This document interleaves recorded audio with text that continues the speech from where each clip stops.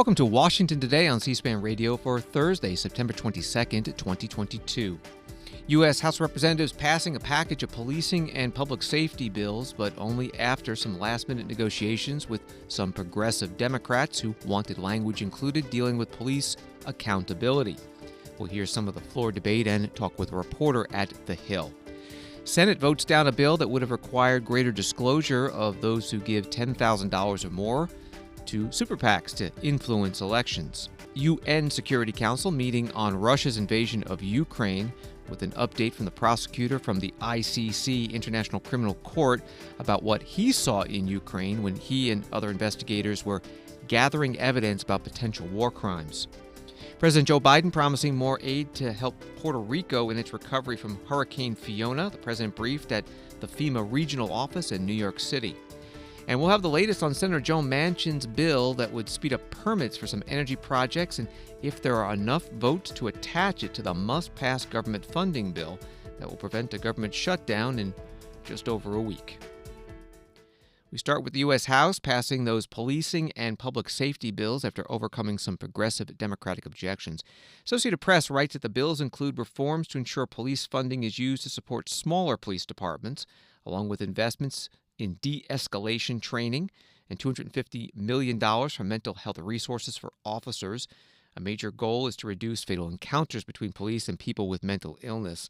AP article goes on to get more liberal members on board. The final package also includes limited language around police accountability that would allow the Justice Department to have preferential consideration over which police departments are permitted to receive the grants. We'll also allocate $50 million of the funding to go toward data collection on police practices and community safety. That from AP.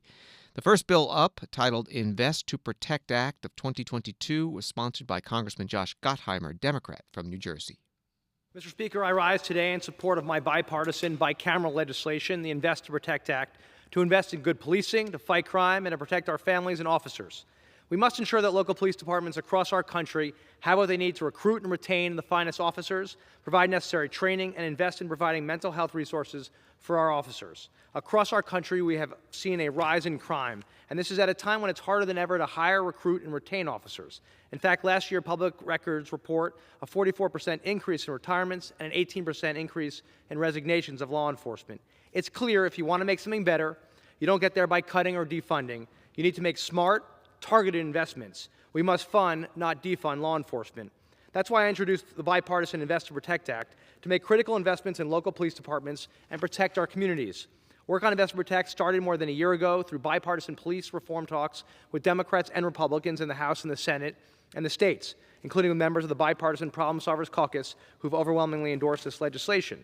I helped craft the bipartisan Invest to Protect Act with Republican Congressman, former sheriff, and my friend, John Rutherford, and it was developed through conversations with both sides in both chambers and with a broad spectrum of stakeholders. And I again want to thank the sheriff for his work and leadership.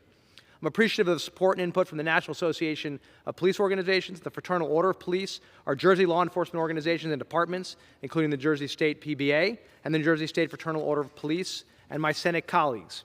This bill would not be where it is today without the support of the Congressional Black Caucus, Chairwoman Joyce Beatty, whose leadership and friendship has been critical. I also thank the Congressional Progressive Caucus for their constructive engagement, and Caucus Chairman Jeffries and Speaker Pelosi for their work as well. The Invest Protect Act will invest in small and mid-sized police departments with fewer than 125 sworn officers, which make up more than 96% of local departments. First, it will invest in officer safety, de-escalation, domestic violence response training, and it will offset overtime pay for officers who are training. Second, it will provide grants for departments to recruit new officers. It will also provide retention bonuses to help them keep their best officers on the job. Finally, I ask you, will they yield 30 more seconds? Will you yield 30 more seconds? 30 more seconds. Will you yield 30 more seconds? I'll yield the gentleman next for a minute. Thanks. Gentleman's recognized. Thank you. Finally, it will help departments provide mental health resources for their officers and include strong accountability measures. These are critical steps we must take. Going forward, I'll continue to fight for additional equipment and training our officers need to protect our communities. The bottom line, you can't cut or defund your way to safer communities and better police departments. It's about investing to protect. We must always get the backs of those who risk their lives every day to protect us. Congressman Josh Gottheimer, Democrat from New Jersey, on the House floor. More about his bill and the other bills that passed today. Joining us on the phone is Mychael Schnell, congressional reporter with The Hill. Thank you for being with us. The Gottheimer bill did pass, but getting to that point was tricky. Explain what happened today. So there was a little last-minute drama this morning. The Gottheimer bill, one of 4 bills that were being brought up under a single rule. So you need to, in the House, you need to pass the rule to be able to kick off debate. And the way that the way that negotiators decided to consider these policing bills were that they were going to consider them all under one rule. So they debated the rule this morning, and it was about to be brought to the floor for a vote. And then Congresswoman Cori Bush said that she was opposed to, as you mentioned, the Gottheimer bill, one of 4 bills in that rule. And she said, I want to consider the 3 bills that I like. I don't want to consider the Gottheimer bill. So unless these are separated, I'm not voting for the rule. And then all of a sudden, leadership pushed off the vote, which sort of indicated that there was more opposition to this potentially among squad members. And that ended up being the case. So while the rule did ultimately pass, there were 4 Democrats who did not support it, and that was Congresswoman Cori Bush, that was Congresswoman Alexandria Ocasio-Cortez, Congresswoman Rashida Tlaib, and Congressman Jamal Bowman. So there were some last-minute negotiations. It was about 3 hours that this vote was delayed, but they ultimately were able to come to a consensus. Congresswoman Ayanna Pressley voted present, which is significant because Democrats were only able to lose 4 votes because of the slight margin. So the rule did ultimately pass, and we were able to kick off debate on the legislation, but it did take some wrangling to get there. What specifically did the squad members, Congresswoman Bush and the others, want to include in the Gottheimer bill or consider a separate bill? What were they looking for? They were mainly concerned about accountability measures. So these bills, specifically the Gottheimer bill, would provide grants to local law enforcement agencies that have less than 125 officers. Some of these squad members were concerned that, hey, we're giving all this new money to these law enforcement agencies, but we don't have accountability measures to make sure to try to rein in police abuse. So that's what they were most concerned about, and they argued that there weren't those accountability measures. I will note, though, the Gottheimer bill was initially for law enforcement agencies of up to 200 officers. It was brought down to 125. So that was included in those last-minute negotiations, not today, but a few days back. But these lawmakers were still concerned and said there weren't enough accountability measures. Another part that irked them was that this bill was brought up in a fast-track process. So it didn't go through committee or regular order, as it's called, on Capitol Hill. It was brought up in a quicker fashion. The final text was only released yesterday. That was another qualm that some of these squad members had. We're talking with Mychael Schnell, a reporter with The Hill. Taking a step back even further, these bills were originally expected to come up in August, and that was put off. And they passed today over some speed bumps. Why were they high on the priority list of the Democratic leadership? Mm-hmm. So as you mentioned, it was supposed to vote in August. That got punted. But even before then, this was supposed to move in July. It got punted from there. It's a priority for moderate Democrats, specifically what are called frontliners, which are members of the party who are in tight reelection races come November. And what these frontliners and vulnerable moderate Democrats wanted to do was they wanted to secure this victory of passing police funding and public safety bills, so then they can spend the last month on the campaign trail saying, hey, you know, my Republican opponent says that Democrats want to defund the police, says that Democrats don't care about the police. But hey, look, we just passed 4 bills that increase funding for police and it's legislation for public safety. So they wanted to bring these bills home to show constituents that the Democratic Party is not about defunding of the police, but that the Democratic Party is pro-police. Mychael Schnell, congressional reporter with The Hill. Find the stories at thehill.com and the Twitter account at Mychael Schnell, Mychael Schnell. Thank you very much. Thanks for having me. During the House floor debate on Congressman Gottheimer's bill to provide the federal money to small local police departments, Congressman Jim Jordan, Republican from Ohio, ranking member on the Judiciary Committee, came to the floor to speak about all 4 of the policing bills up today. Let's call this package of bills before us today exactly what it is. It's an election year ploy from Democrats to try to look like they care about funding law enforcement. In the wake of radical left-wing efforts to defund the police, it's no surprise that violent crime is on the rise in America. Every major urban area has seen a huge uptick in violent crime. It should also be no surprise that Democrats are now trying to run and hide from their radical ideas and dangerous rhetoric. For more than 2 years, we've seen violent crime surge all across the country, particularly in Democrat-run cities, while many of those same Democrats not only advocated for defunding police departments, but they did it. They cut them. Now the Democrats want to use federal tax dollars to paper over the problems they created in their local Democrat-run cities. But these bills do nothing to solve the underlying problem. They simply create more grant programs within the bureaucracy of the federal government. Under current law, there are already grants available to law enforcement to hire personnel. In fact, last year the Justice Department awarded more than $139 million in grant dollars through the Office of Community-Oriented Policing Services. That money provided funds to 183 law enforcement agencies and allowed them to hire more than 1,000 additional officers. We don't need more federal grants so Democrat-run cities can then divert taxpayer money to fund their woke agenda. What we need is prosecutors who are willing to prosecute crimes and jurisdictions with laws that actually keep violent criminals in prison. Nothing in these bills prevent jurisdictions that choose to defund their police from receiving these grant funds. In fact, when Judiciary Republicans offered an amendment to preclude jurisdictions that defunded their police from receiving grant funds, the Democrats rejected it. Congressman Jim Jordan is the ranking Republican on the Judiciary Committee, speaking on the House floor today. The U.S. Senate today voting down a campaign finance disclosure bill. It would have required what the sponsors call dark money, super PACs giving more than $10,000 in an election cycle to make their donors public. The vote was 49 to 49. It was short of the 60 votes needed to advance the bill. Senator Mazie Hirono, Democrat from Hawaii, was in favor.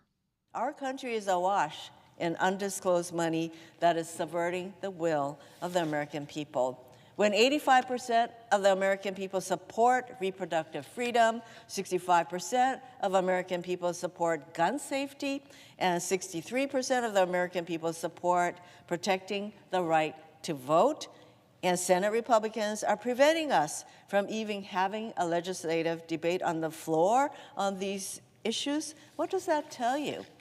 It tells you that too many elected officials are no longer answering to the people, but instead to the secret donors and corporations who are funding their campaigns. But it's not just elected officials that have been influenced. Mega corporations and the ultra-wealthy have spent millions to stack our courts. One dark money group already spent more than $30 million in total on the nominations of Neil Gorsuch, Brett Kavanaugh, and Amy Coney Barrett to the United States Supreme Court, where they sit, in my view, busily overturning precedents such as Roe v. Wade. For the sake of our democracy, we need to get rid of the anonymous spending influencing our elections and our courts. That is a goal that everyone should be able to get behind, regardless of whether you're a Democrat or a Republican. In fact, many of my Republican colleagues agree. The senior senator from Iowa said, dark money is, quote, attacking the independence of the judiciary, end quote. Another said dark money is, quote, sowing public distrust in the legitimacy of the Supreme Court, end quote. There is bipartisan agreement to limit dark money, but sadly, we know Republicans too often say one thing, then do another, because not a single one of them so far has voiced support for even considering the Disclose Act, which we will be voting to advance today, a bill that would increase transparency and accountability in political spending.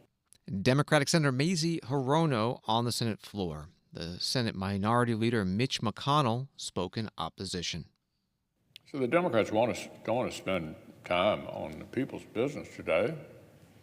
They'd rather spend time on their business, something we've seen time and time again over the last 2 years. Today's liberal pet priority is a piece of legislation designed to give unelected federal bureaucrats vastly more power over private citizens' First Amendment rights and political activism, and to strip privacy away from Americans who speak out about politics in their private lives.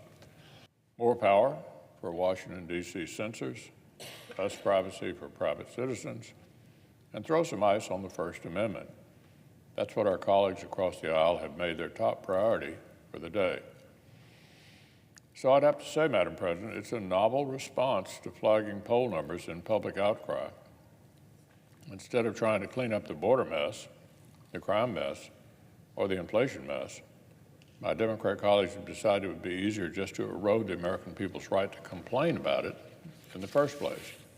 The legislation I'm speaking about itself is an insult to the First Amendment, and the notion that it gets Senate floor time today above everything else is truly an insult to the working people of this country. So I would urge all my colleagues on both sides to stand with the Constitution, stand with our citizens who deserve better, and vote no. The Senate Minority Leader Mitch McConnell, Republican from Kentucky, on the Senate floor today. Again, the vote was 49 to 49, 60 votes needed to advance the bill, so it fell short.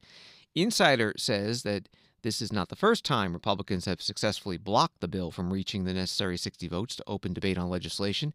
It's happened at least 10 times in the past 12 years, including 2 standalone votes in 2010, 2 in 2012, and an amendment to the budget in 2015. This is Washington Today.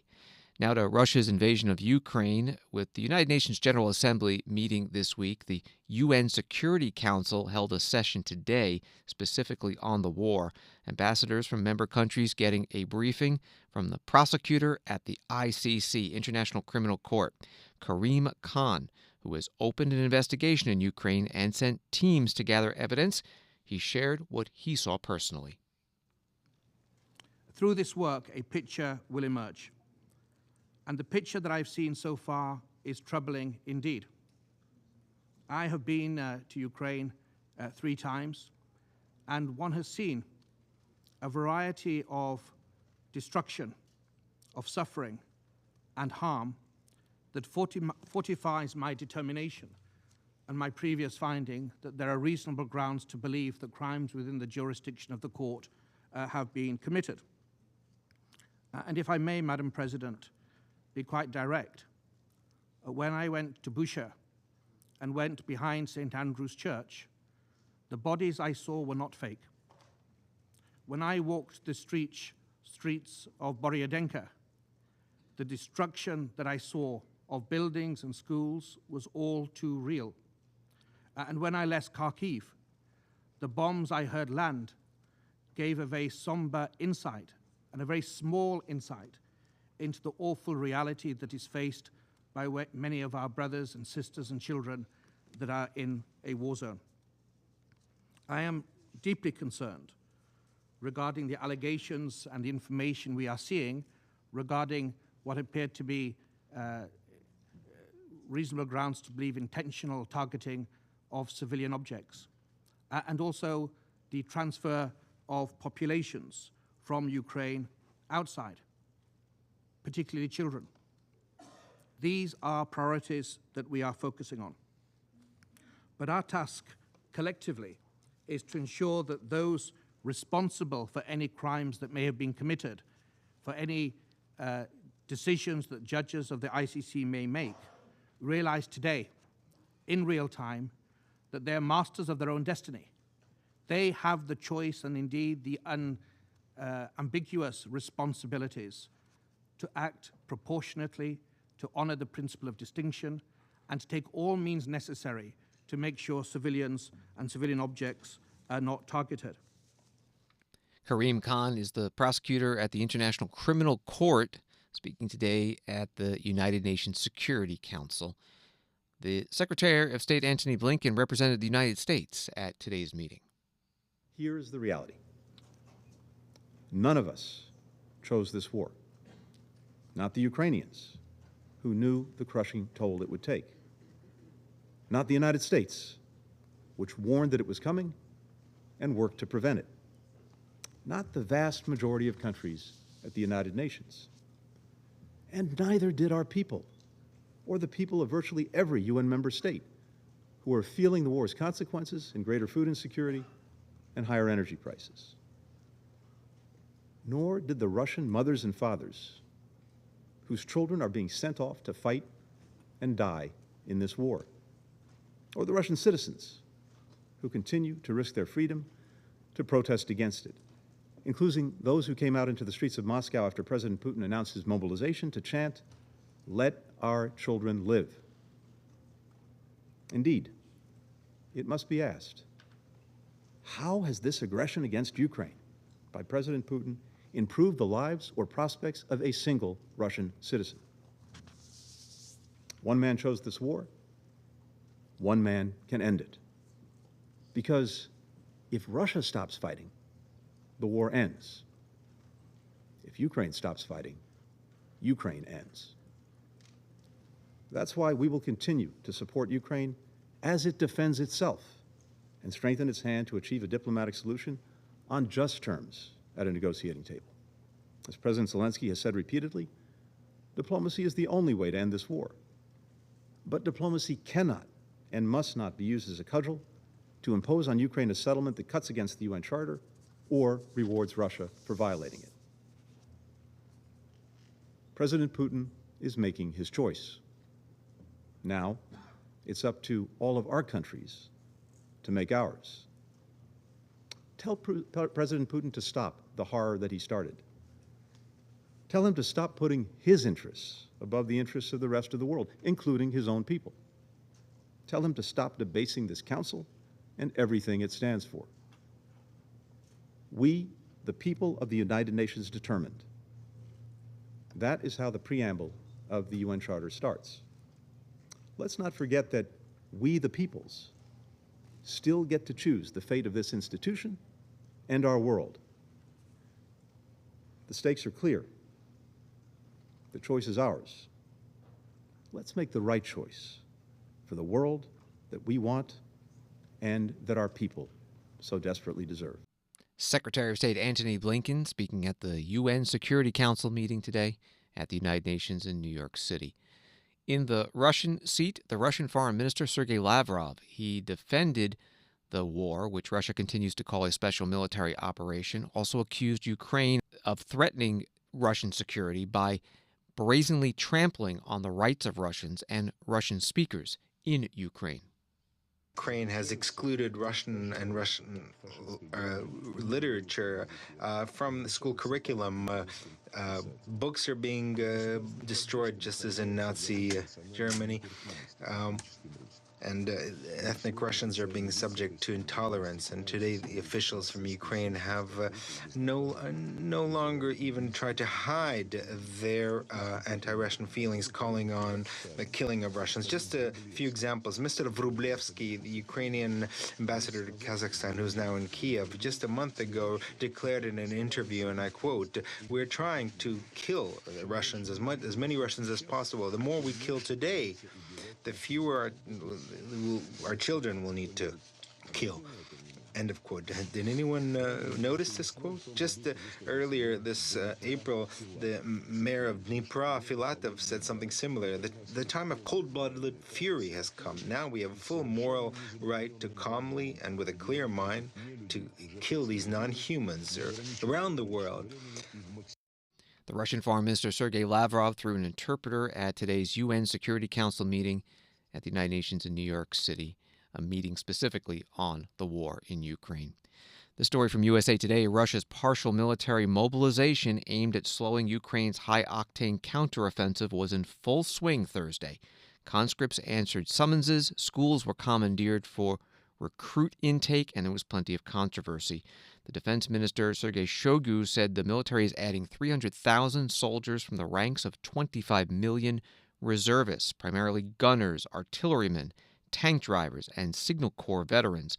But some draftees said they had no military experience at all. The British Defense Ministry said new troops are unlikely to be combat effective for months. That from USA Today. Also reports of protests against this partial mobilization. More than 1,300 people arrested in anti-mobilization protests in Russian cities and towns yesterday and today. Washington Today continues in a moment. There are a lot of places to get political information, but only at C-SPAN do you get it straight from the source. No matter where you are from or where you stand on the issues, C-SPAN is America's network. Unfiltered, unbiased, word for word. If it happens here, or here, or here, or anywhere that matters, America is watching on C-SPAN, powered by cable.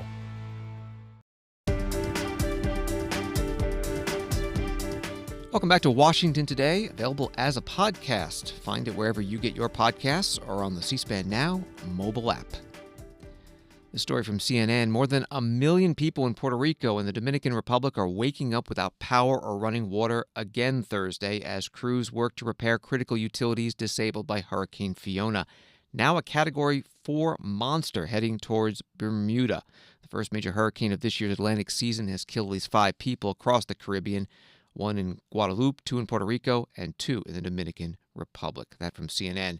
President Joe Biden receiving a briefing on the U.S. government's response in Puerto Rico.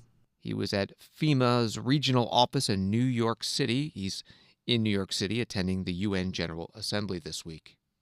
Power is slowly returning, but it's returning, and more help is coming from utilities and the mainland. And we got water and other supplies available as well, and there's still dozens of shelters that are still available and open.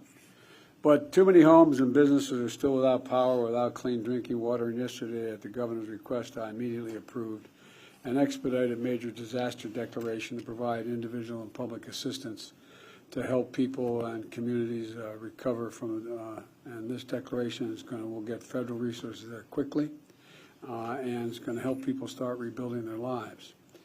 And as part of the declaration, I'm announcing today that I've authorized 100% federal funding for debris removal, search and rescue, power and water restoration, shelter and food for the whole month.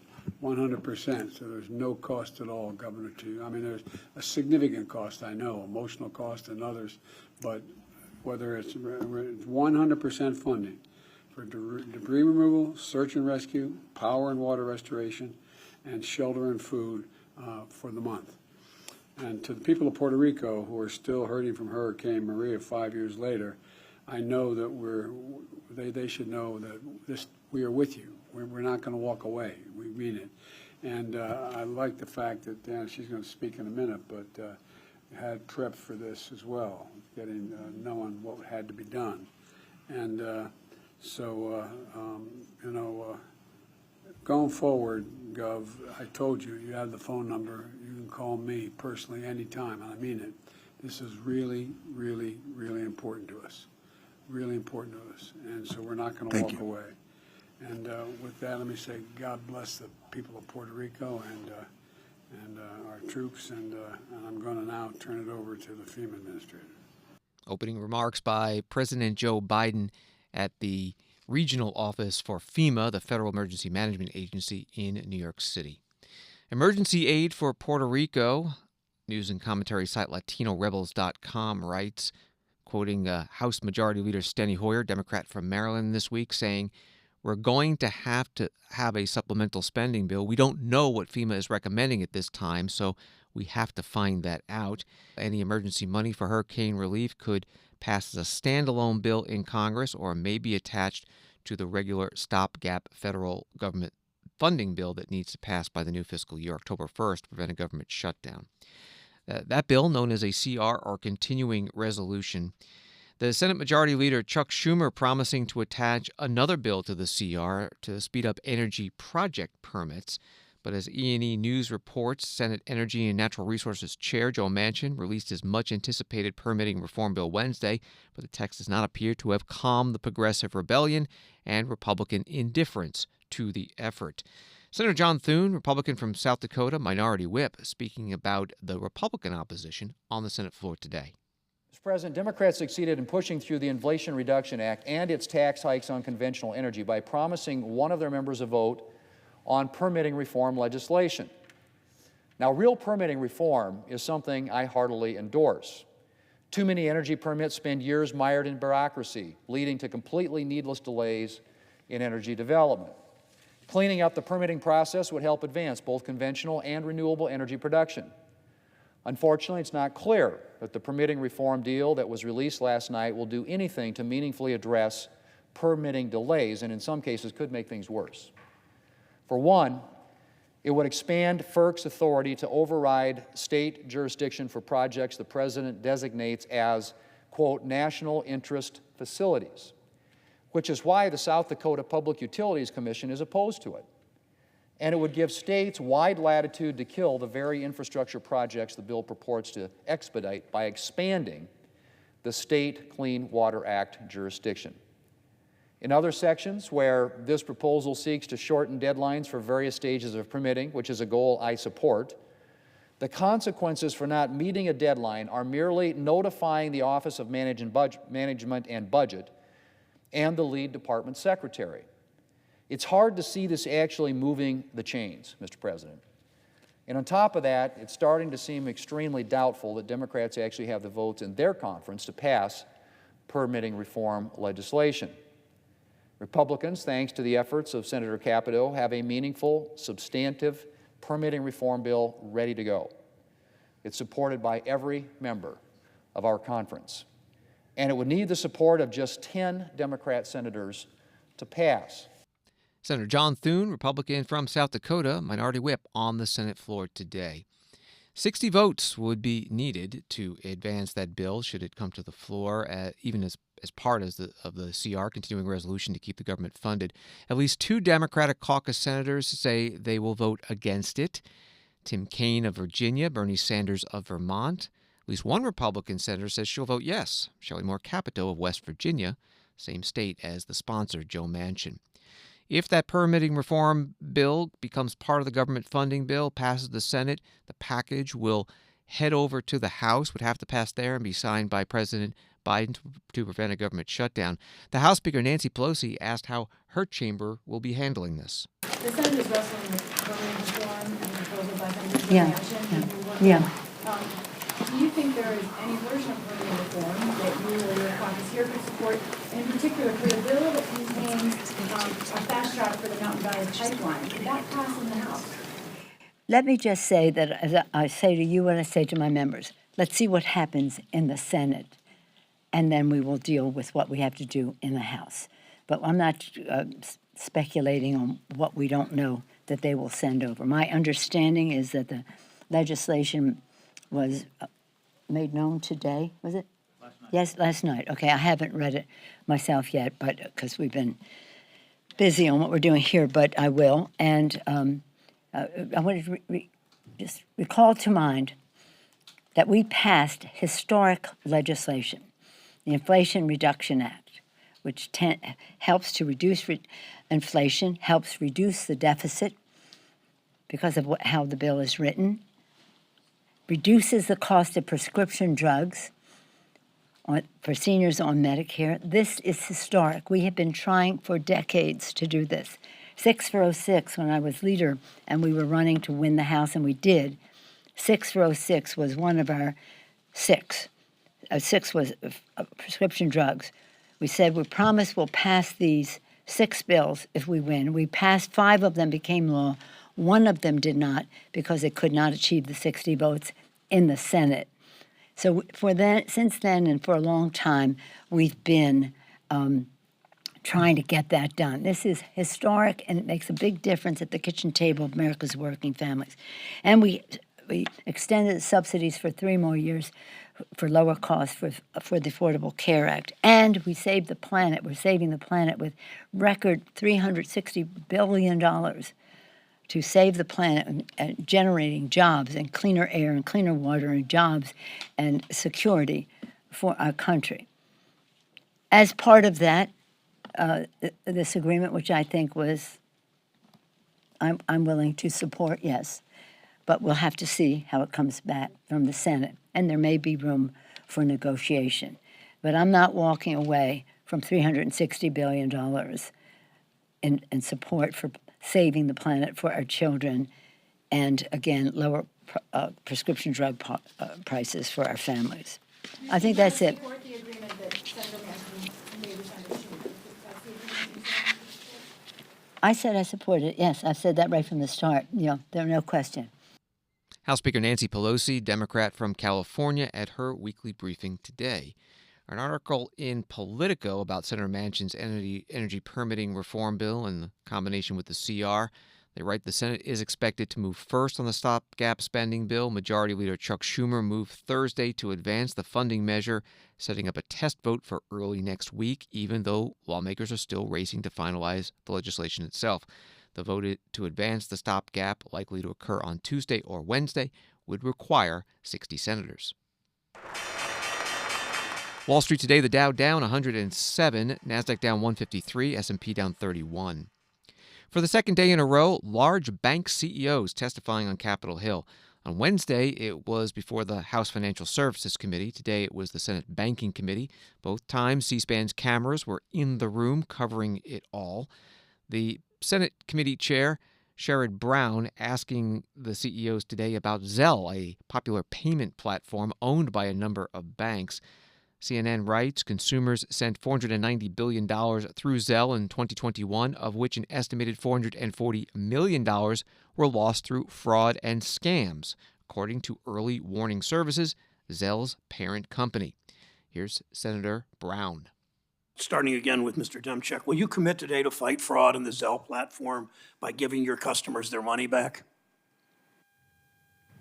Yes or no? We return money today for fraud. Scam is a different issue, and the Zelle network and the owners are working to improve to get all customers' monies back. Mr. Cestari? We also reimburse for fraud and unauthorized transactions and working hard to work with our customers to educate them on scam issues. Understanding to people listening that with the exception of one of you, you are the owners of Zelle. Mr. Rogers? We reimburse for unauthorized, and we'll work together, and we do a lot of education for our clients to help avoid criminal activity. Ms. Fraser? Fraud is obviously a top concern for us. We take it seriously. We reimburse the unauthorized transactions. Mr. Diamond? We reimburse unauthorized, and we take a lot of activities to make sure authorized transactions aren't scams. Mr. Moynihan? We reimburse today for unauthorized transactions, and like Mr. Diamond said, we do send out notices and everything to avoid. Mr. Scharf? We also reimburse for unauthorized transactions, and we as a company, and certainly across EWS, we're all working towards reducing scam and to try and drive it out of the systems. Okay, last question in my remaining 20 seconds or so. Yes or no question. I asked this question last year. Will you remain neutral if your employees try to unionize? Mr. Scharf? We believe that we should have a direct relationship with our employees, no.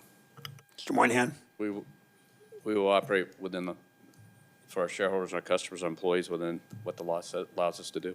Mr. Diamond? No. Ms. Fraser? We will not commit to being neutral. Mr. Rogers?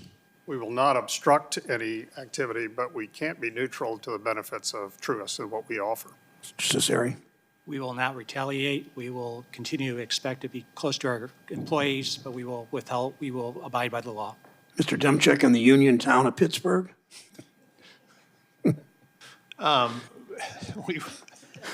That was a little bit of an addendum to the other. That was digging in there. No, we wouldn't obstruct, but of course I'd be in conversations with our customers about it, so yes, we'd be involved.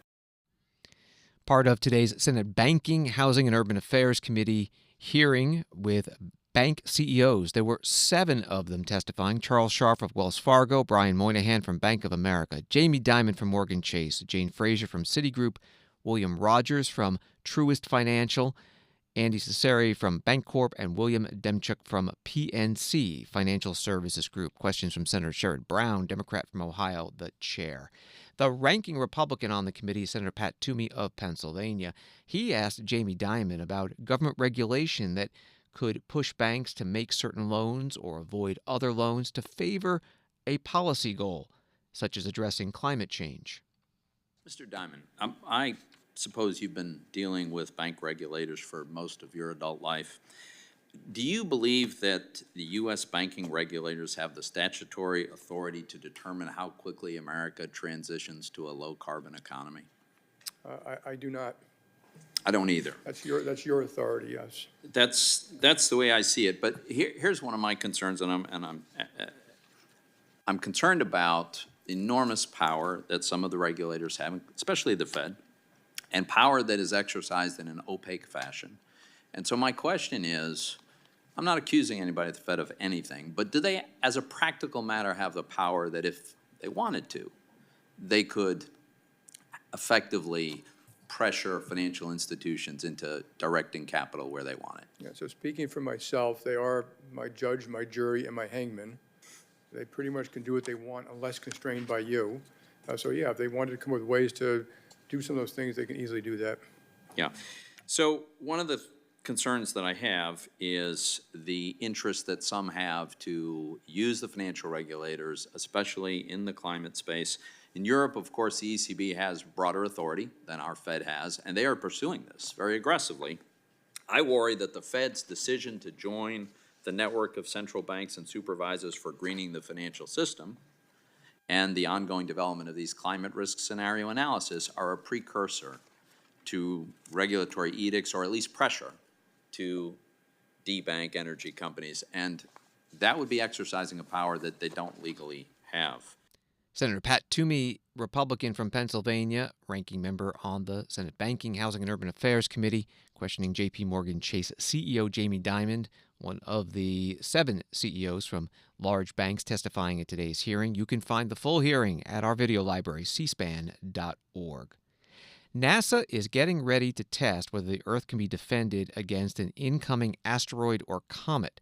The mission is named DART for Double Asteroid Redirection Test. And next week, a 19-meter spacecraft that's circling one asteroid will crash into, on purpose, another asteroid that's about 1,000 feet by 500 feet to try to change its speed and trajectory. NASA says that asteroid does not, actually both of them, do not pose threats to the U.S., but there are about 25,000 large asteroids, 500 feet or larger, known to be near Earth. A preview today at NASA headquarters from Lindley Johnson. This is an exciting time, not only for the agency, but in space history and in the history of humankind, quite frankly. The first time that we were able to demonstrate that we have not only the knowledge of the hazard posed by these asteroids and comets that are left over from the formation of the solar system, but also have the technology that we could deflect one from a course inbound to impact the Earth. So this demonstration is extremely important to our future here on the Earth and life on Earth. Now, the Planetary Defense Coordination Office, of course, undertakes more activities than just these flight missions. Our first and most important task is finding what's out there. We've got to know what's out there, what its position is, and where they are going into the future to determine if there is a future hazard of impact to the Earth. So that is our primary task, and a lot of our effort is in that area. We also have to understand the nature of these objects, what their sizes and compositions are, and their orbital path to determine when in the future they might pose a hazard. Lindley Johnson is a planetary defense officer at NASA, part of today's briefing at NASA headquarters in Washington, D.C. That test scheduled for Monday, September 26th at 7:14 p.m. Eastern. NASA plans to have it on NASA TV and stream it on all its social media channels. Thanks for listening to Washington Today. Sign up for C-SPAN's evening newsletter to get Washington's top stories sent to you every day. The title of the newsletter is Word for Word, and you can subscribe at c-span.org/connect. Have a good night.